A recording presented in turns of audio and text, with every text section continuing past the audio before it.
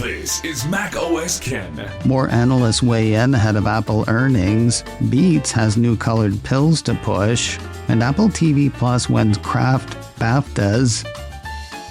Why don't they just call them Craftas?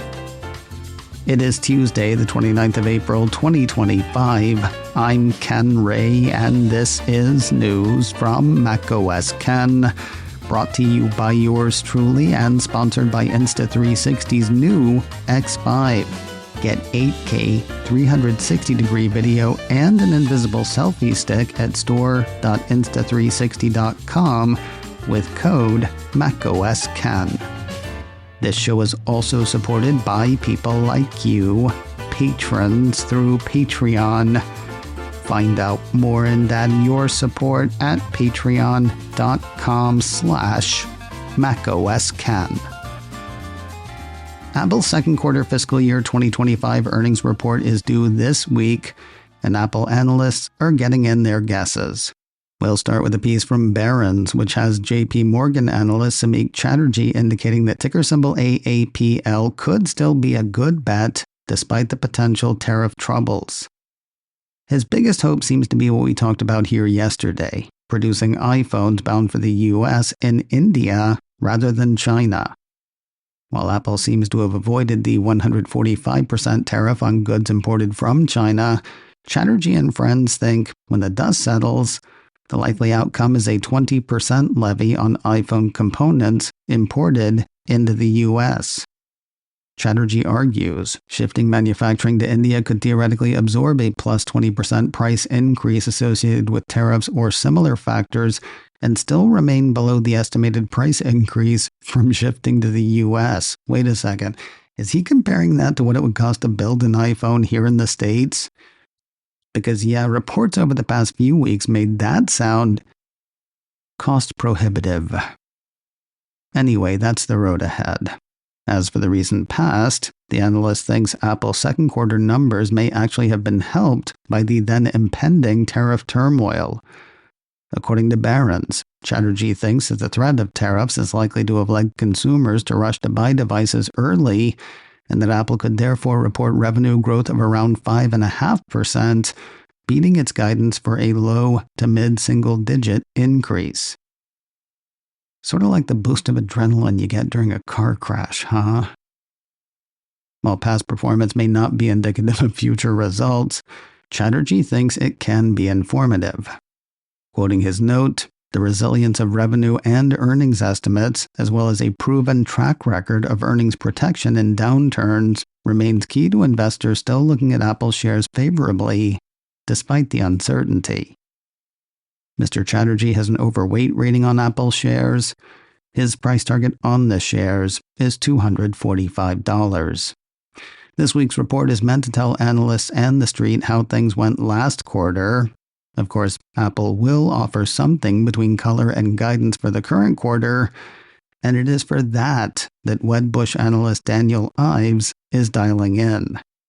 Apple 3.0 ran part of a note he wrote on Monday, which points out that Apple is not the only tech titan reporting this week. Earnings are also expected from Microsoft, Amazon, and Meta. Overall, Team Wedbush is expecting generally very strong results for the four companies.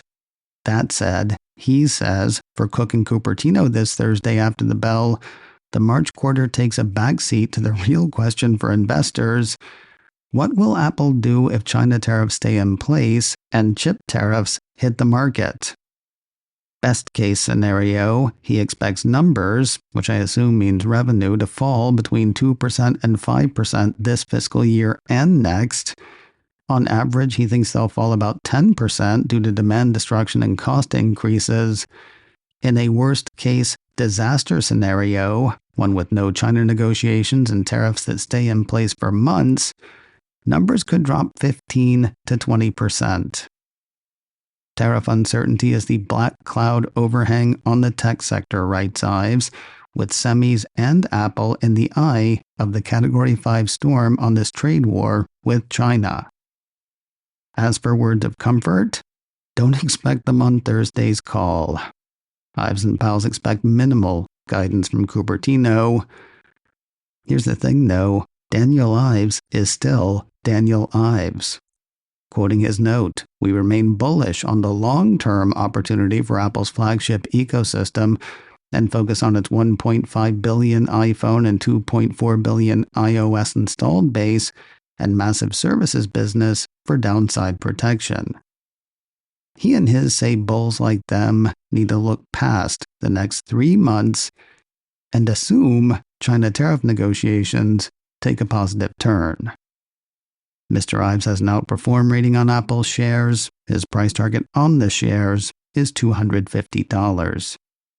Pulling something of a shocker, Morgan Stanley analyst Eric Woodring heads into the week raising his price target on Apple shares. He thinks March results and June guidance will be relatively strong. That said, he says it's how Apple responds to everything else that will set the tone for post-earnings sentiment. Questions like, how is Apple mitigating supply chain tariff risks short and long term, and what's the impact on costs and margins? Is demand accelerating alongside sell-in, or is Apple pulling forward demand? When can we expect an updated Siri, and has Apple's approach to AI shifted with personnel changes? What's the status of Apple Intelligence approval in China, and is nationalistic behavior threatening Apple's standing in its second largest market? Will Apple be forced to raise prices in the near future to offset tariff pressures? And how is Apple's current standing with President Trump and President Xi in China? To be clear, he and his do not expect Apple execs to address most of that this Thursday. "We believe it's unlikely many of these key debates are addressed at earnings," wrote Woodring. However, he wrote, "We expect some clarity to emerge on tariffs, China, AI, iPhone growth, and/or regulatory in the coming 12 months. That sense of clarity, plus Apple's habit of returning money to shareholders and continued growth for services, seem to have contributed to his price target increase." Woodring has an overweight rating on Apple shares. He used Monday's note to raise his price target on the shares from $220 to $235. I doubt you have forgotten, but I will remind you anyway. Apple is set to report numbers for the March quarter this Thursday, the 1st of May. Those will hit by press release after the close of trading. Then at 2 p.m. Pacific, 5 p.m. Eastern, Apple CEO Tim Cook and CFO Kevin Parekh will hit the phone with analysts for questions and, who knows, maybe even answers. You can hear that as it happens on Apple's site. You can catch it as a podcast later. And we will hit points of interest right here on Friday. More news in a moment, but first a word from today's sponsor, Insta360, and their new 360-degree camera, X5. I'm old enough to remember when the last thing you would ever want to do is put your camera in water. Man, have times changed. The action-oriented X5 lets you go deeper than any Insta360 before. Its waterproof rating lets it travel down 15 meters. That is 49 feet without a dive housing.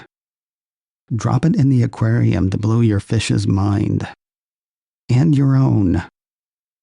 Larger sensors deliver their best ever 8K 360 video. You're catching everything, so you can shoot first and frame later, all with exceptional image quality. The lenses are stronger, the sound is better. The X5 takes several steps up in capturing 360 video. Head to store.insta360.com to see what they have to offer and use code MacOSKen for a free 45-inch invisible selfie stick with your X5 purchase. The pull disappears from 360 footage, leaving people to wonder how you get the shots you got. It's a $24.99 value, but it's free for the first 30 people who go to store.insta360.com and buy an X5 with code MacOSKen. Shoot every angle at once. Get your free invisible selfie stick when you buy an X5 with code MacOSKen at store.insta360.com. The next round of OS updates lumbers forth. Pieces from Mac Rumors say Apple on Monday seeded the fourth betas of iOS and iPadOS 18.5 to developers. Those were joined by macOS Sequoia 15.5, watchOS 11.5, tvOS 18.5, and visionOS 2.5. Heads up, public testers, your next round of OS updates is likely to land today. The relatively recently reintroduced Beats Pill speaker has a couple of new colors and a couple of retailers through which they are being sold exclusively. 9to5Mac says Apple subsidiary Beats by Dre is refreshing the lineup with two new colors for Beats Pill shoppers, navy blue and blush pink. Other than the colors, they're the same old, new Beats Pills you can get anywhere, except you can't get these just anywhere. According to the report, the Beats Pill in navy blue is available exclusively at Walmart for $149.99. You can grab the blush pink color exclusively at Target for the same price. Beats Pill in blush pink will be hitting Canada and the UK this summer, exclusively at John Lewis in the UK and Walmart in the Great White North. And finally today, Part 1 of the BAFTAs happened over the weekend. Those are the UK-based entertainment awards. Performance awards won't hit for another couple of weeks, but the BAFTA Television Craft Awards were held Sunday night, and Apple TV Plus took home 4. Cult of Mac runs through the relatively short list. We'll go through those starting with Slow Horses, which picked up 2, one for editing for a fiction title, and the other for sound fiction. Bad Sisters nabbed 1 for original music fiction, and The Velveteen Rabbit took home 1 award for children's craft team. As for the more glamorous awards, Apple TV Plus is up for 3 performance-based BAFTA television awards, all for 1 show. Gary Oldman has been nominated for a Leading Actor Award for Slow Horses. From the same show, both Jonathan Pryce and Christopher Chung have been nominated for Supporting Actor. Those awards will be presented on Sunday, the 11th of May. macOS Ken, brought to you by me, and sponsored by Insta360's new X5. Get 8K 360-degree video and an invisible selfie stick at store.insta360.com with code MacOSCan. This show is also supported by people like you, patrons through Patreon. Find out more and add your support at patreon.com/MacOSCan. Advertising handled by Backbeat Media. Online at backbeatmedia.com. You can reach me a couple of ways. Info at macoscan.com or call 716-780-4080. Until next time, that is news from macOS Ken. I'm Ken Ray.